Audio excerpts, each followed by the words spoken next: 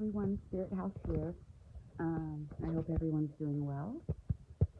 Today I'm going to be reading from the Message of the Divine Iliad, Volume 1, and it's Part 2, which consists of 10 lectures, and this is lecture number 3, and it is titled The Meaning of Universal Oneness. Everything that is of every other thing that is. All things in my universe are indissolubly united as one. When we speak of oneness, or universality, or unity, or the one thing of scientific terminology, I doubt if one in a thousand has the slightest idea of what those terms really mean. We are so accustomed to multiplicity of units of every conceivable kind in nature that separateness and separability are fixed concepts in our thinking. Also, our known individuality of so many human individuals makes it well nigh impossible to think of mankind as one man inseparable from other men. It is still more impossible to think of the whole universe as one thing with not one separable part. Nevertheless, it is true of God's universe that there are not two separate or separable things in it. Likewise, it is true that there are not two individual human bodies or two individual human souls in the vast entirety of this universe. It is difficult to look into the starry heavens and think of all those millions of stars as one star. Yet they are all so indissolubly bound together that any action or variation upon one is as much a part of every other one as... Sorry. I lost my mic there for a minute. All right. Yet they are also indissolubly bound together that any action or variation upon one is as much a part of every other one as any happening anywhere happens everywhere. Everybody who is familiar with radio knows that a voice sounding in England can be recondensed into sound anywhere on the planet, but few realize that every such sound is universal in its extent, reaching to the farthermost star with as much certainty and precision as to the next city from its point of utterance. The growing comprehension of this electric age makes it possible for moderns to understand the principle of universality which, except for a few mystics, the ancients could not comprehend. These few did understand it, however, for their illuminations into cosmic awareness gave them that all-knowing. To them alone, God's process of creation are fully known. Such knowledge can never come through the senses until inspiration unfolds in man to a sufficient extent to enable him to see and hear with the eyes and ears of the spirit within him what he sees and hears with the eyes and ears of his body. When inspired man can interpret the effects recorded upon his senses into the cause of those effects, then he comprehends the omniscience, omnipresence, and omnipotence of God. He then has knowledge, but not until then.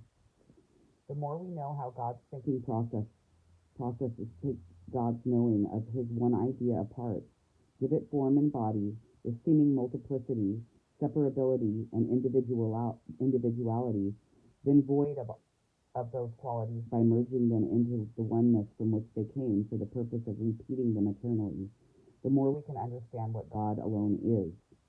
That every point in the universe is the same point, that every extension from any one point is as though there were but one dimensionless point in all the universe. Consider the oneness of any part of God's idea, such as the calm ocean.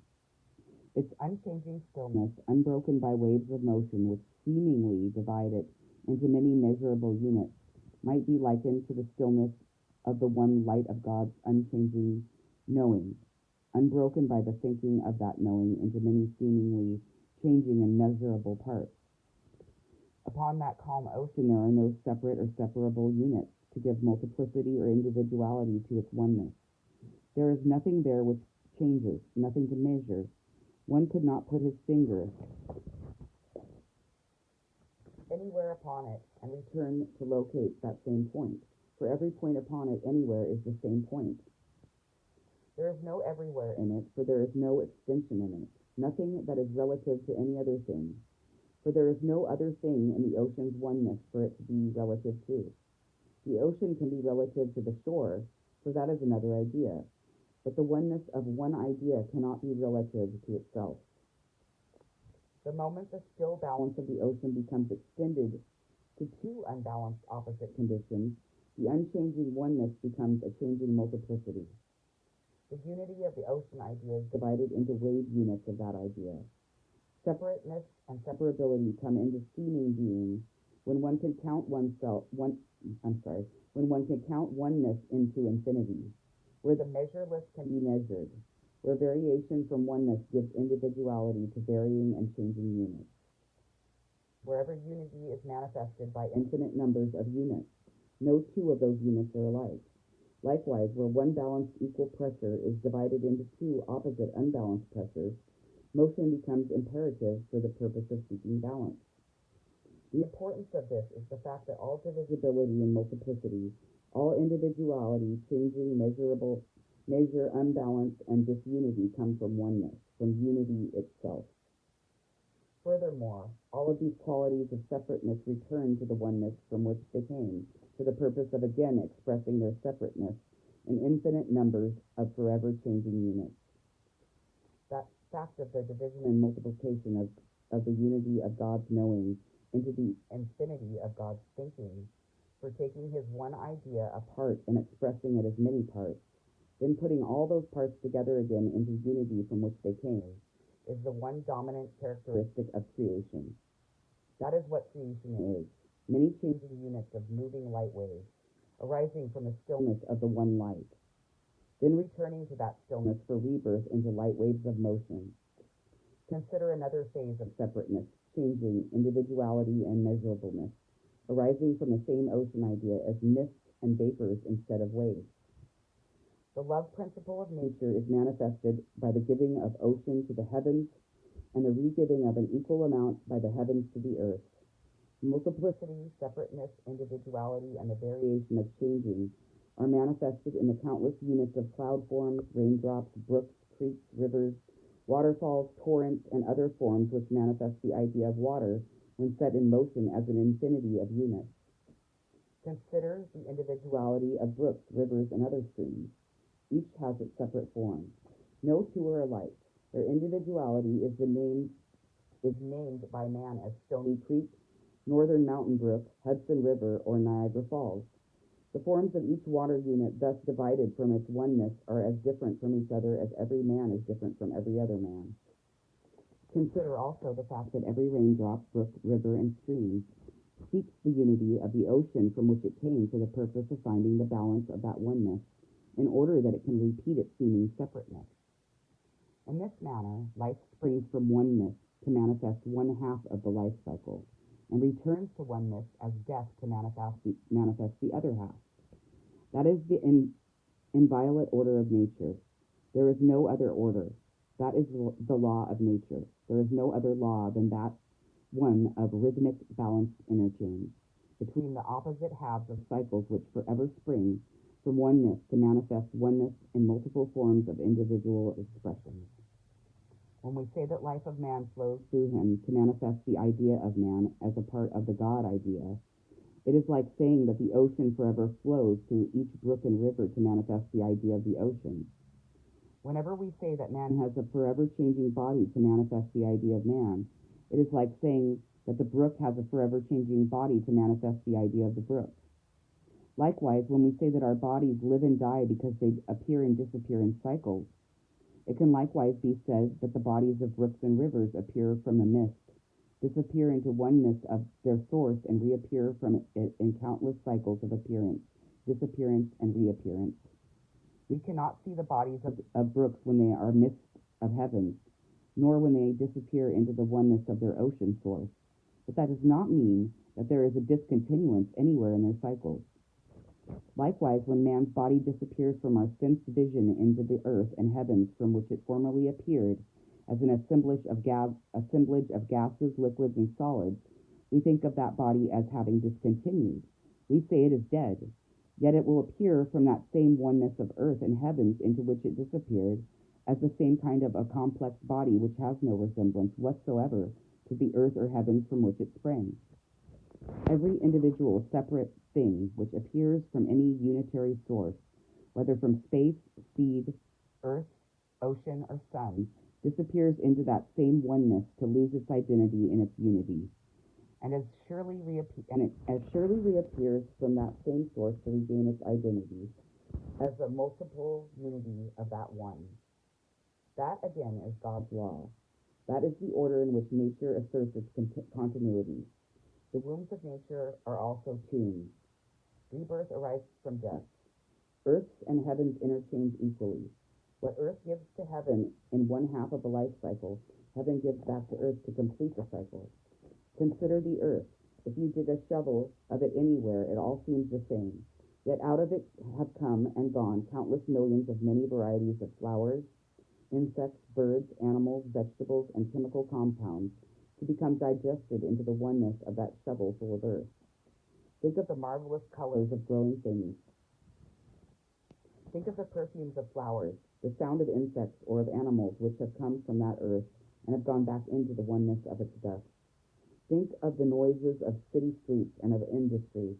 All these have come from that dust of earth and have returned to it as death, as the death half of their cycles for reborning as their opposite life half. Consider the seeds of the tree. In its oneness, it is the whole tree, every leaf of it, no two leaves being alike, every branch and twig of it, the bark of it, and the spiral of its unfolding. Yet the final microscope in the world yet the finest microscope in the world could not find even one of those countless leaves, which will unfold from that seed into the veriformed chlorophyll greens that, likewise, could not be found in the seed. Consider the sun itself. It is in its oneness of incandescent light is every unit of form in all this creating universe. All animal life and vegetable life is there, together with all mineral forms, forms of metals, of crystals, the ruby, diamond, and sapphire. Throughout the immense bulk of the sun is as much a oneness of simulated light in its incandescent form as the earth is a oneness of simulated light in its condensed form. Everything we know of in our familiar environment of earth comes from the sun to manifest the idea of creating things in countless individual units of each idea. Our senses recognize these forms. We give each one a name to recognize its individuality. We analyze each one and notice differences from every other one. Consider all waves of the ocean as being extensions of the ocean. Therefore, all being extension of each other. If each wave is an extension of every other wave, it therefore follows that every action taking place on any one wave is likewise taking place on every other wave. As no two waves are alike, so likewise are no two actions alike. A powerful action may take place upon one wave, such as the catastrophe of a steamship broken in two, while nothing extraordinary takes place upon any other wave, small or large, within miles of that catastrophe. Yet it cannot be said that one wave of the ocean was guilty of sinking that great ship. Every wave of the entire ocean, small and large, near and far, was equally responsible for the sinking of that ship, for one wave could not be, except that all other waves be. Likewise, all men, being extensions of each other, are equally responsible for the actions of each and every other man. No man on earth can say, I am innocent, I have done nothing to hurt anyone. Civilization is the sum total of all mankind's thinking. It is what every man has made it. Not even the unborn babe is exempt from guilt of the entirety of the world's criminal actions, as well as he is glorified by the greatest of noble actions. Every act of every man either lifts or lowers all mankind, as every raindrop and rising mist either raises or lowers the entire ocean. The Hitlers, Mussolinis, and Napoleons are the products of the same civilization as are geniuses such as Mozart, Beethoven, Wagner, Michelangelo, Leonardo da Vinci, and Edison. When one man hurts the world, it is because hate is in the world as a product of man's thinking. No one could or would hurt another if love alone were in the world. Not one man in all creation except Jesus has manifested only love. The world of men hate and fear as well as love. Everything in the solar system emerged from the sun to manifest its own individuality in countless units. It then returns to it to lose its individuality and separateness in the oneness from which it sprang.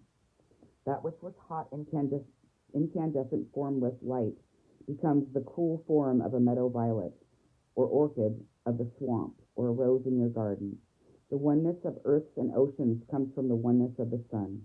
Each is an extension of the sun, just as all forms which emerge from their seed are extensions of their seed, as their seed are extensions of the sun. This is a universe of one thing, light, the still light of God. All creating things in it are simulations of the light expressed by motion. All variations of forms in the universe are variations of motion. Variation of motion deceives the senses of man into believing in varied substances of varied things. There are no substances nor varied things.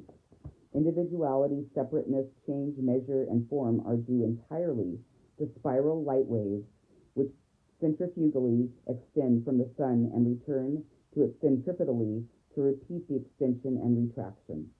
There are no separate things in the universe. There are no two of anything.